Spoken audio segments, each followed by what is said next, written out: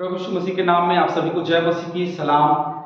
एक बार फिर से आज के वचन में आगे बढ़ेंगे, वाणी में आगे बढ़ेंगे। आज हम पांचवी वाणी के विषय में देखेंगे और जैसे कि मेरी पांचवी वाणी जो पिछले बार आई थी वो थोड़ा सा कुछ अलग था, इस बार भी कुछ अलग है और आज हम देखने वाले हैं कि पांचवी वाणी जो है उसमें सीखने के लिए बहुत कुछ है और पिछले वाणी के से अलग इस बार हम थोड़ी सी विषय में कुछ विषयों में चर्चा करेंगे, कुछ विषयों में बात करेंगे, क्योंकि ये जो वाणी है एक बहुत ही अद्भुत वाणी के रूप में हम लगातार इन वाणियों को देख रहे हैं और उसमें से यह जो वाणी है वो यीशु मसीह के स्वयं के लिए है और जो दुख उठाने की ओर इंगित करती है, जो यीशु मसीह ने दुख उठाया और उस तकलीफ के उस चरम सीमा को बताती है जब उसने कहा मैं प्यासा हूं। सिरके से भरा हुआ बर्तन धरा था, सो उन्होंने सिरके में भुगे हुए स्पंज को जूफे पर रखकर उसके मुंह से लगाए। यूहन्ना 19:28 और 29 वचन वहां लिखा है। इसके बाद यीशु ने यह जानकर कि अब सब कुछ हो चुका, इसलिए कि पवित्र शास्त्र की बात पूरी हो, मैं प्यासा हूं। तो प्यासा हूं कहने का मतलब क्या हो सकता है? प्यासा हूं कहने का मतलब है वह बात जो पवित्र शास्त्र में लिखी हुई है वह बात पूरी हो जाए। तो कौन सी बात पूरी हो जाए? यशायाह 53:5 में लिखा है, वह हमारे अपराधों के कारण घायल किया गया, वह हमारे अधर्म के कामों के हेतु कुचला गया। तो अब एक घायल किए हुए व्यक्ति को, एक कुचले हुए व्यक्ति को क्या लगेगा?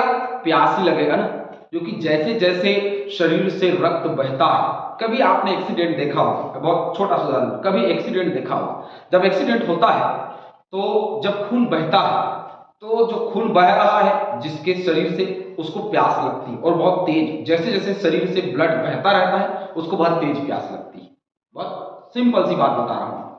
और जैसे अब क्योंकि यीशु मसीह को कोड़ा मारा गया, उसको कांटों का सर पे ताज पहनाया गया है ना, सर पे भी चोट है और साथ ही साथ कीला भी हाथ के पंजरों में, पैरों में ठोका गया और सोच सकते हैं उस भयावह दशा को कि उसके शरीर से रक्त बह रहा है, तो स्वाभाविक है उसको प्यास लगेगी।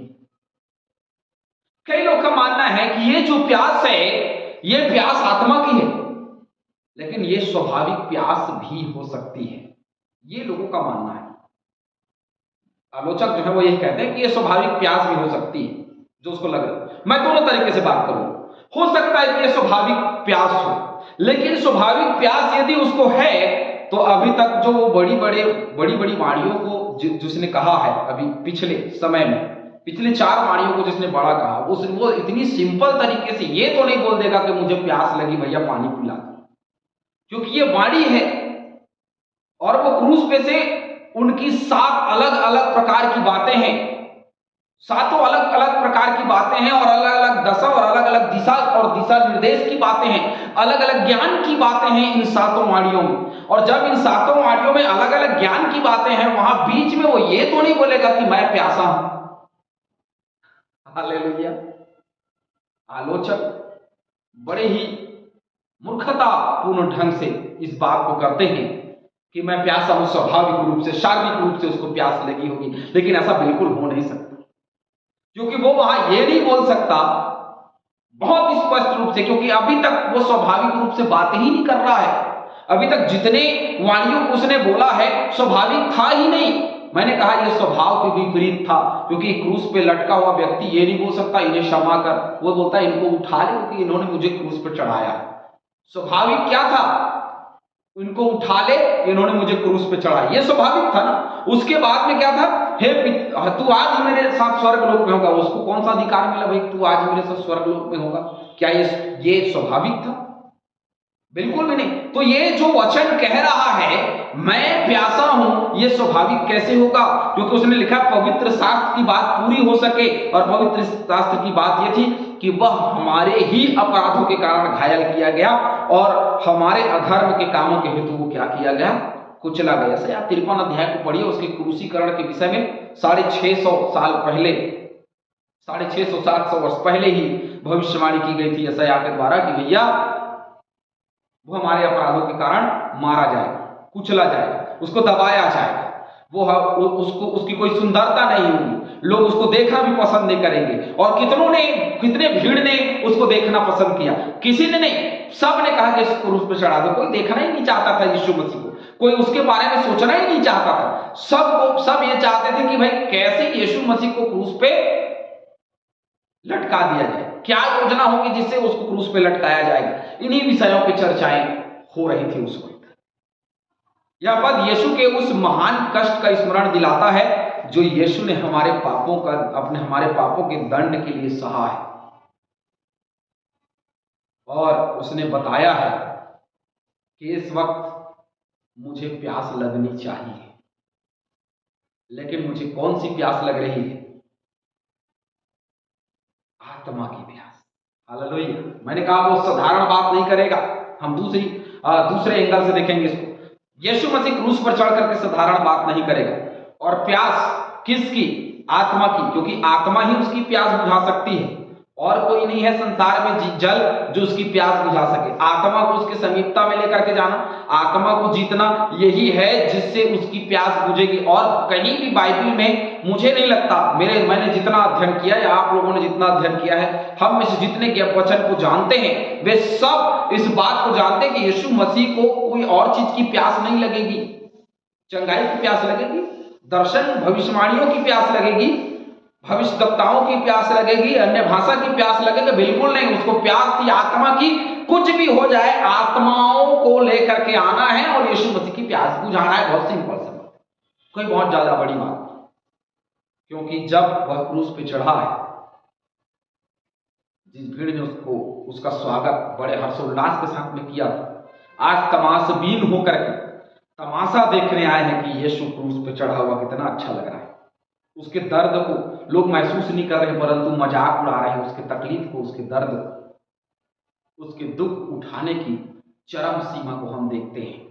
जो उसने दुख उठाया है वो चाहता तो अपनी प्यास बुझा सकता था, लेकिन वह प्यासा ही रहा, क्योंकि उसको उस सिरके की प्यास नहीं थी, उस पानी की प्यास नहीं थी, उस जल की प्यास नहीं थी। यदि रहती तो वो उसको पी लेता, जो ये लोग डुबा के पिला रहे थे, उसने नहीं पिया। इसका मतलब यह है कि वो हमसे कुछ और कहना चाहता है। तो क्या कहना चाहता होगा? आप सोच करके देखिए, जितने लोग इस मनन को सुन रहे हैं, सोच करके देखिए कि क्या प्यास बुझाना चाहता होगा।